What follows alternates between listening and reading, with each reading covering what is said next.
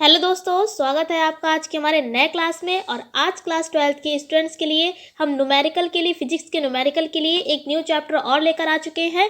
Chapter का name है प्रकाश का परावर्तन, गोलीय दर्पण तथा अपवर्तन। इस चैप्टर से भी आज आपको कुछ न्यूमेरिकल ऐसे कराएंगे जो आपके एग्जाम में अगर इस चैप्टर से आए तो केवल वही आएंगे, आपकी डिजिट भी हो सकता है ना बदली हो। तो अगर जो हमारी वीडियो को जो बच्चे पहली बार देख रहे हैं तो उनको बता देते हैं कि क्लास 12th के स्टूडेंट्स के लिए फिजिक्स के न्यूमेरिकल की एक स्पेशल सीरीज़ चल रही है। इस सीरीज़ में आपको वो सारे न्यूमेरिकल कराए जा रहे हैं जो आपके यूपी बोर्ड के एग्ज़ाम में आते ही आते हैं। अगर आप नए हैं तो उस अलग से इस क्लास की स्पेशल सीरीज़ की अलग से प्लेलिस्ट बना दी गई है, आप जाकर देख सकते हैं और पढ़ना स्टार्ट कर सकते हैं। और वहाँ पर अच्छे से डिटेल में बताया गया है कि आप न्यूमेरिकल को किस तरह से लगाएंगे।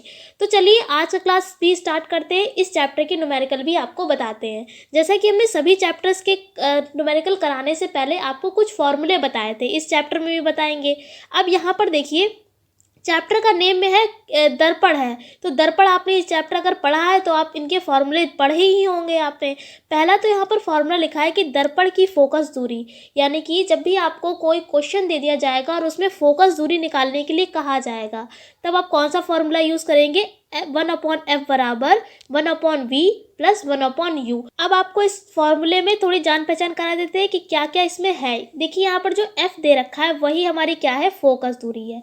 यानी कि इस तरीके से आप इसको कैपिटल F ना बनाएं, क्योंकि कैपिटल F बनाने से ये केवल फोकस कहलाएगा। लेकिन अब अगर आप इसको स्मॉल f बनाएंगे, स्मॉल f को बोलते हैं हम फोकस दूरी, इसलिए यहाँ पर लिखा हुआ है स्मॉल f। ठीक है, अब यहाँ पर v और u और बचा हुआ है, ये भी बता देते हैं। v यहाँ पर क्या है, प्रतिबिंब की दूरी। प्रतिबिंब का मतलब क्या होता है, जो इमेज बनती है। यानी जब भी कहा जाएगा यहाँ पर प्रतिबिंब की दूरी, तो वहाँ पर प्रतिबिंब की दूरी को आप किससे लिखेंगे, स्मॉल v से। यहाँ पर आप v को भी जिस तरह से हमने शब्दों को बनाया है उसी तरीके से आप बनाएं। जैसे कि f यहाँ पर स्मॉल बनाए, स्मॉल ही आप बनाएं, क्योंकि अभी आपको बता चुके हैं कि स्मॉल f को ही फोकस दूरी कहते हैं। अगर आप कैपिटल बना देंगे तो वो केवल फोकस हो जाएगा। ऐसे यहाँ पर जो v है ये हमारा, अभी हमने आपको बताया क्या है, प्रतिबिंब की दूरी। अगर आपको नहीं पता है तो आप यहाँ पर साइड में या इसी के पास ऐसे करके जहाँ करके लिख सकते हैं कि क्या है, जहाँ f बराबर है आपकी फोकस दूरी और v क्या है, v हमारी है प्रतिबिंब की दूरी। किसकी दूरी है, प्रतिबिंब की दूरी। ऐसे आप नीचे लिख लीजिए जिससे कि आप भूले ना। ठीक है, अब इस तरह से यहाँ पर u लिखा हुआ है। u क्या है, u हमारी वस्तु की दूरी, यानी जो ऑब्जेक्ट होता है उसकी दूरी है। ठीक है, ऑब्जेक्ट की लेंस से दूरी होती है। फिर से आपको बता देते हैं, जैसे कि आपने ये फॉर्मूला लिखना है। फॉर्मूला के बाद हमने नहीं लिखा है क्योंकि हमको पता था इसलिए नहीं लिखा है। आप चाहे तो नीचे ऐसे जहाँ करके लिखिए, f बराबर क्या है, आपकी फोकस दूरी, और v बराबर आपकी प्रतिबिंब की दूरी है, और u बराबर आपका क्या है, वस्तु की दूरी है। ठीक है, आशा करते हैं कि आपको पहला फॉर्मूला याद हो गया होगा। और बीच में आप याद रखें कि जब भी दर्पण की बात करी जाएगी, किसकी बात करी जाएगी, दर्पण की, तब आप बीच में क्या लगाएंगे, प्लस। ठीक है, अब अगला फॉर्मूला आपको बताते हैं। अगला है लेंस की फोकस दूरी। अब यहाँ पर तो था दर्पण और यहाँ पर क्या है, लेंस है, तो लेंस के लिए भी फॉर्मूला सेम होता है, बस बीच में क्या लग जाता है, माइनस। ठीक है, इसलिए ये बात आप याद रखें कि तब जब दर्पण की फोकस दूरी कहा जाएगा तब बीच में आप प्लस लगाएंगे, और अगर जब लेंस की बात करी जाएगी तब आप बीच में क्या लगाएंगे, माइनस लगाएंगे, और बाकी का फॉर्मूला सेम ही है। अब अगला फॉर्मूला बता देते हैं। अगला है वक्रता, त्रिज्या और फोकस दूरी में संबंध। ये देखिए, ये आपके हो सकता है अति लघु में 1 नंबर में ये क्वेश्चन आ सकता है आपके एग्जाम में कि वक्रता, त्रिज्या और फोकस दूरी में रिलेशन क्या है। तो आप वहाँ पर भी ये लिख सकते हैं क्या होता है, r बराबर 2f, और नीचे आप लिख के दिखा दीजिए कि जहाँ r क्या है हमारी, ये है वक्रता त्रिज्या, और f क्या है, हमारा फोकस दूरी है। अब यहाँ पर देखिए, हमने ऊपर थोड़ा सा लिख रखा है, वक्रता त्रिज्या को इंग्लिश में बोलते हैं रेडियस ऑफ कर्वेचर। तो अगर आपको नहीं पता है तो आप लिख लीजिए, वक्रता त्रिज्या को इंग्लिश में बोलते हैं, इसलिए हम इसको r से लिखते हैं। तो क्या होता है रिलेशन, r बराबर 2f।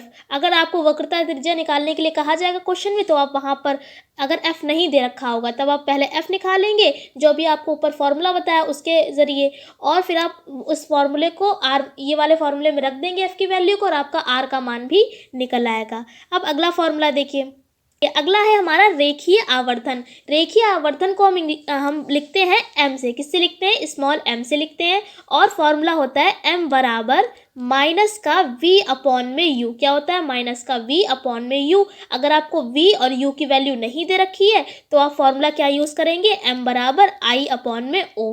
v आपको और u आपको बता चुके हैं क्या है। v है हमारी प्रतिबिंब की दूरी और u क्या है? वस्तु की दूरी है। अब ये i और o क्या है ये भी बता देते हैं। i फॉर होता है इमेज यानी कि प्रतिबिंब। तो I क्या है? यहाँ पर I है प्रतिबिंब की लंबाई। v हमारी क्या थी? प्रतिबिंब की दूरी थी। लेकिन I क्या है? प्रतिबिंब की लंबाई है। आप नोट कर लीजिए ध्यान से।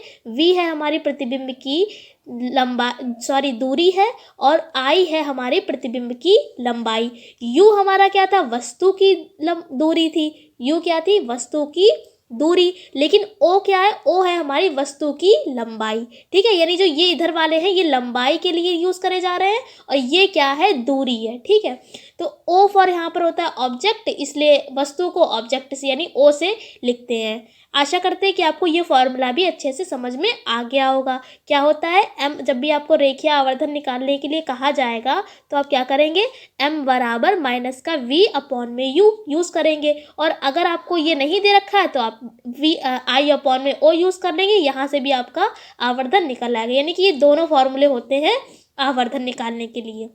अब यहाँ पर हमने एक चीज़ और लिखी है। ये आपकी यहाँ पर जो ये पॉइंट लिखा है ये फॉर्मूला नहीं है, ये तरीका एक यहाँ पर बता दिया गया है। जैसे कि अगर आपको अवतल दर्पण दे रखा है तो अवतल दर्पण में देखिए सारी चीज़ें क्या होती है? माइनस। जो भी आप दूरियां लेंगे वो सब क्या होगा? आपकी माइनस में रहेंगी। यहाँ पर इस तरीके से हमने इस तरीके से लिखा है, इसका मतलब है निगेटिव। निगेटिव लिखा है शॉर्ट में। आप क्या करें? आप चाहें तो पूरा ऋणात्मक लिख लें या निगेटिव लिख लें, जैसे आपकी इच्छा हो वैसा लिख लीजिए।